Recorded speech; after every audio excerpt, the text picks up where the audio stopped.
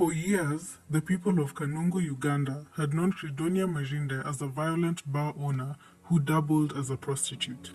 So, it came as a shock to them when she became a devout Catholic, praying for hours on end while claiming the ability to receive messages from the Virgin Mary. Those who knew her thought that she had finally changed her life for the better. Little did they know, the worst was yet to come. Credonia and her accomplices managed to murder thousands of the congregants, making her one of the worst mass murderers in the world. Credonia Mwerinde was born in 1952. She was described as being charming and intelligent. She was also known for her beauty, with soft skin and flawless complexion. Her voice was described as being gentle and pleasing. Not a lot is known about Credonia's childhood, other than the fact that she had 3 brothers. At some point, she got married to a gentleman by the name of Eric Mazima. Apparently, everyone that knew Credonia knew that she absolutely loved money. In fact, her husband stated that, quote, she was never as happy as when she was making money. When she was in her 20s, Credonia was broke, and she needed to make some money. She decided to use her charm and convince Eric to kick out his second wife, sell his land, and use that money to open a bar with her. Her bar business went on, and she dabbled in bartending and prostitution. Now, this is where things started getting a little bit crazy. Credonia was known to have a bit of a violent streak. She particularly had an obsession with fire, often using it as a weapon of choice against her enemies. One example of this is when she had an altercation with a local health official. She got so mad, she burnt his household belongings. This obviously freaked out her family, and they believed that she was mentally ill. They made the decision to send her away for treatment. One of Credonia's childhood friends alleges that she once seduced a motorist who was passing through, killed him while he slept, and took his money. Apparently, when customers went to her bar in the morning, they found her washing blood off the concrete. Over the years, police said that stealthy murder became a tool she used to accumulate wealth and to silence her accusers.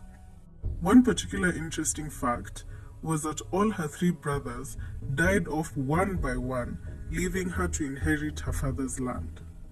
They all died through suspected poisoning. In 1989, 10 years after opening for business, her bar went broke. After this happened, she claimed to have seen the Virgin Mary in a cave just outside Kanungu, and she converted to Roman Catholicism. This was a new chapter in Credonia's life. She appeared to have changed her life. She was described as being very devout. She spent hours praying, writing, and fasting on a regular basis. She slept without a mattress and never smiled for some reason. She would black out periodically in the middle of conversations with people to receive messages from the Virgin Mary. Having been a bar owner and occasional prostitute in her past, there was some mystery about her, and some of her neighbors compared her to Mary Magdalene in the Bible. Her devotion to religion was inspiring because it showed how religion can completely change your life. Her new reputation helped her enlist the help of 2 respected local clerics. They were Dominic Kataribabo, who was an excommunicated priest, and Joseph Kibwetere, a devout Catholic. Joseph Kibwetere was fascinated by visionaries. In fact, he himself had admitted to having a vision in 1984. Credonia approached him and told him that in addition to having a vision of the Virgin Mary close to his house, the Virgin Mary had told her that a man named Joseph Kibwetere was going to help her restore the 10 Commandments. Joseph was absolutely elated and flattered that he had an important role to play in the quest for salvation. Together, in 1989, they formed the Movement for the Restoration of the 10 Commandments of God. Theirs was a religious sect that split from the Roman Catholic Church in Uganda and preached about repentance before the end of the world in the year 2000. Being a respectable man in the community, Joseph's conversion to Mwerinde's beliefs gave the movement instant respectability. At this point, Credonia was living in Joseph's home, which he shared with a couple of other relatives. They all lived in a compound together. Credonia did not get along with any of them. They kind of hated her, and they thought that the two, Joseph and Credonia, were having an affair. The family finally had enough of her antics when she allegedly beat up Joseph's wife and burned some of her stuff. Joseph's family finally kicked her out.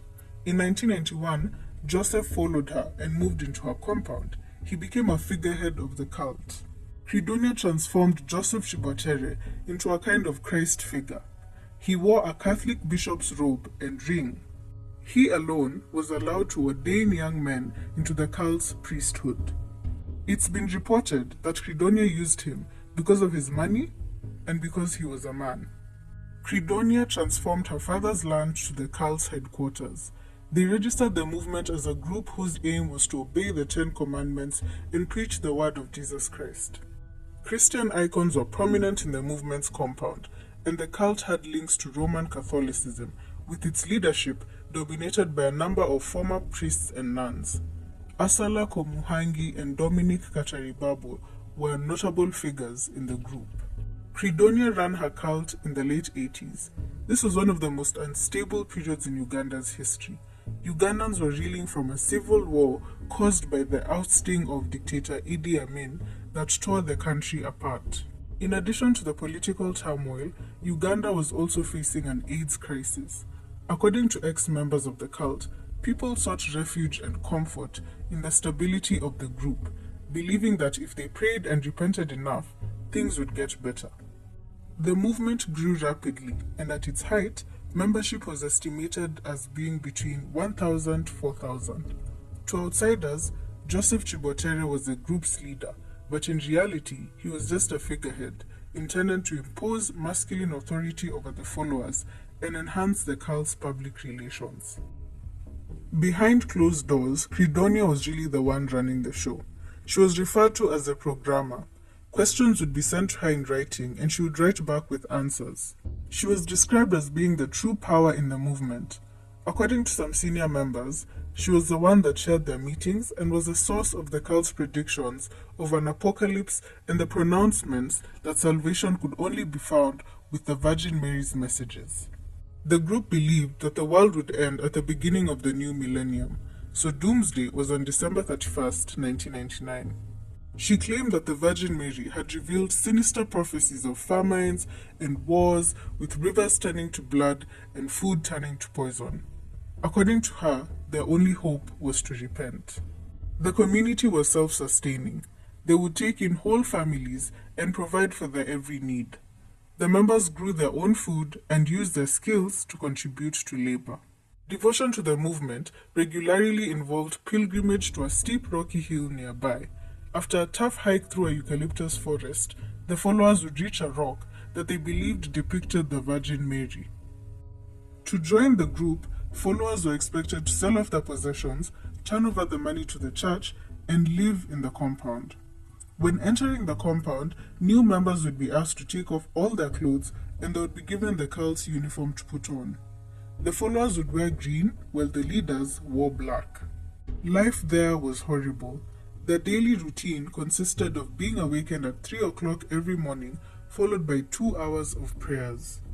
They fasted 2 days a week, and on the other 5 days, they were fed very little. The hunger was so bad that children were eating whatever insects they would find. When they were caught, they would be punished. The children, who were not allowed to go to school, were infested with disease, but they didn't dare complain. In order to join the sect, followers had sworn absolute poverty, chastity, and obedience.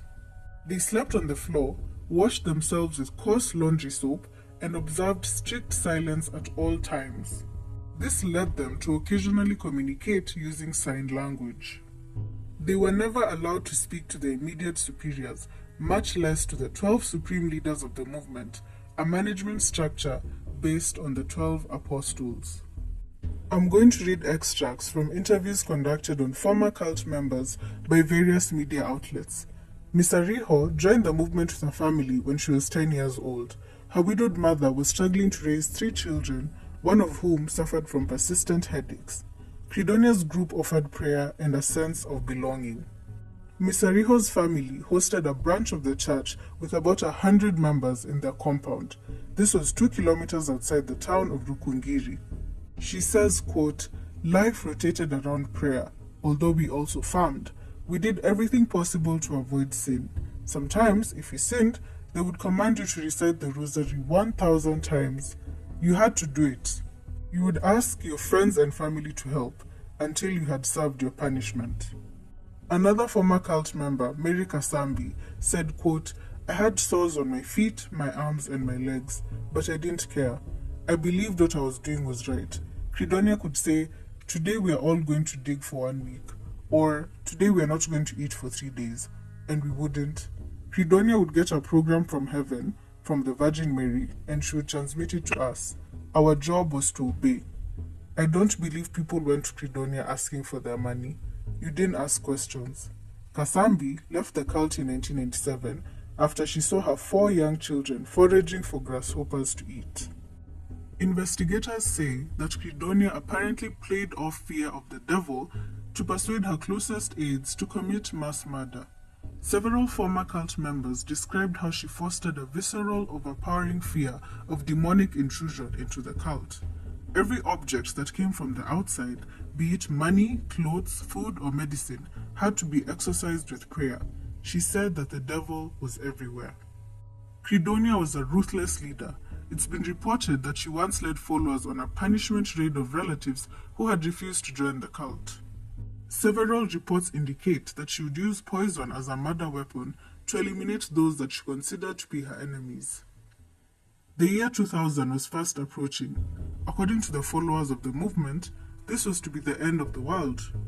To prepare for this event, members sold off their possessions and turned the profits over to the group's leadership. Finally, the day was upon them, December 31st, 1999. Followers waited patiently for Armageddon, but shockingly for them, nothing happened. It was just a regular day. When the world did not end by January 1st, it is theorized that trouble started brewing in the movement. Members began asking questions and demanded the return of their money and property. There was another theory that there was growing skepticism about Credonia's power and those of the other leaders. Either way, there was a crisis, and the leaders needed to fix it. Shortly after dawn on Friday, March 17th, 2000, 500 people, mostly women and children, had burnt their belongings, showered, clipped their nails, shaved their hair with razors, and put on their green and white uniforms. Credonia summoned them into the church, which they called the Ark. The church was lined with 68 jerrycans filled with gasoline. Cult leaders nailed the doors and windows shut and set the church on fire. No one managed to escape, and all 500 people died an agonizing death. It is believed that Credonia, together with her accomplices, fled the scene. Authorities were alerted to the compound by neighbors complaining of a fire and a horrible smell coming from the direction of the cult's compound. When the authorities arrived, they were met with a horrific scene. The charred remains of approximately 500 people lay at one end of the chapel. Virtually no one could be positively identified. The police theorized that the cult members had committed mass suicide, but that theory was quickly dismissed after officials were drawn by a horrible stench coming from what was believed to be a pit latrine. Police discovered the bodies of 6 large men, partly dissolved in sulfuric acid. 5 of them had been poisoned to death, and 1 had been killed by a blow to the head. This led authorities to begin investigations into the deaths. They soon found out that the fire was just the beginning. In subsequent days, police found hundreds of bodies buried in mass graves at other properties owned by the cult across southwestern Uganda. 155 bodies were found buried inside Dominic Kataribabo's house and in pit latrines outside. The bodies were cemented under the floors of the house, and maize was planted on the outside graves. The victims, half of them children, had been poisoned. Those who had not died quickly and quietly had been stabbed, strangled, or beaten to death. They lay buried in several mass graves, naked, stripped of all identifying features, and stacked together in pit latrines. With this evidence, police theorized that the 6 men found in the pit latrine in the compound were the executioners that had carried out these massacres. Joseph Kibwetere's compound is abandoned now to the ghosts of his victims, the 330 people who perished here when they were herded into a church and incinerated. Inside the classrooms are the lists of children who studied here and died here. He told his followers this place would be their ark of salvation and used radio broadcasts to attract converts drawn by his promises of heaven, but only for those faithful to God's commandments.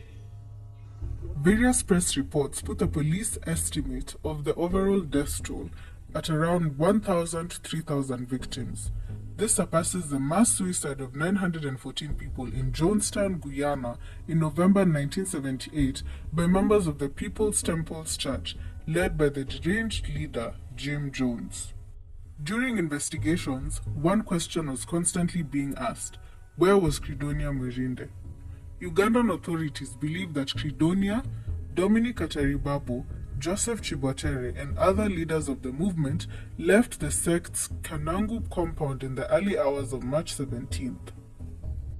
In April 2000, police offered 2 million Ugandan shillings for any information on their whereabouts.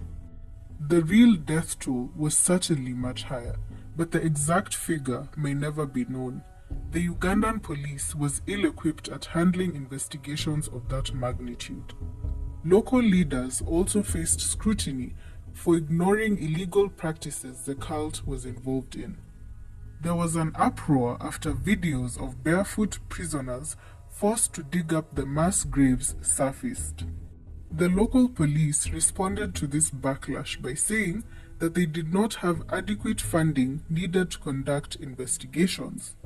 They also added that providing protective gear to the prisoners was not part of the contract.